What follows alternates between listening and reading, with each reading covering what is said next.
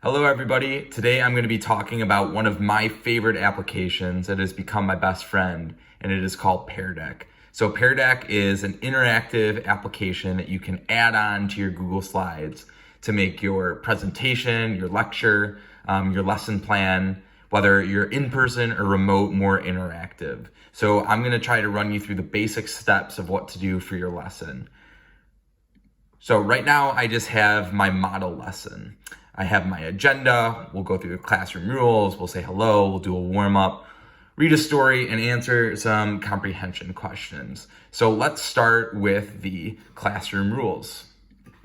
And let's just say I have some writers or some typers in my class. In order to make this Google Slide interactive, I would go to add-ons.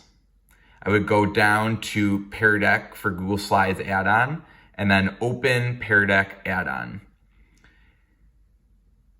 And over here in my browser, I have all of these choices on how to make the Google Slide interactive. So I said that I have some typers in my classroom. So by clicking on text, this slide allows them to type a response in. It's that simple, okay? So let's just say I wanted to go over classroom rules. I would have them type it in to the Google Slide. It'll appear on their own screen.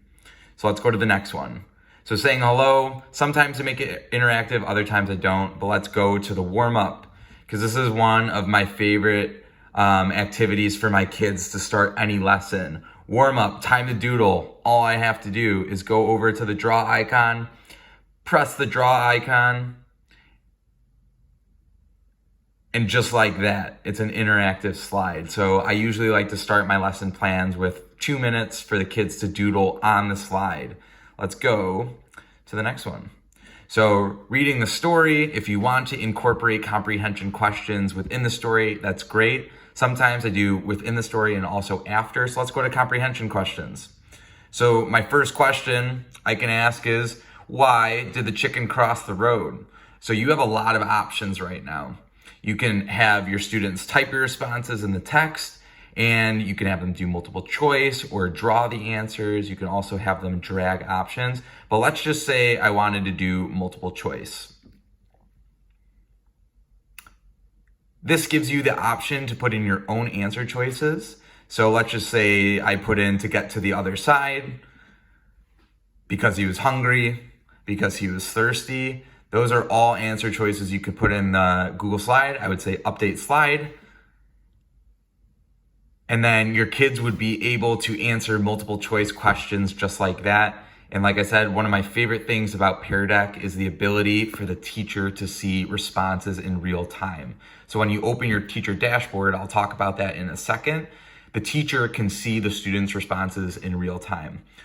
The most important question about combining Pear Deck and Google Slides is you have to sign into a Pear Deck account to link the Google Slide to the interactive Pear Deck. So what I would do is I would go down here, I would scroll to present a file from Drive, and this is the presentation I was just working on. So I would click this presentation, and I would click Start Student Paste. And by starting Student Paste, it allows the Google Slide to become active and interactive. So start Student Self Paste.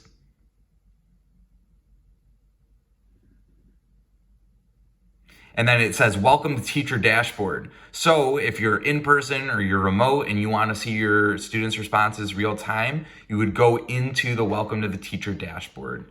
So I'm going to press, got it.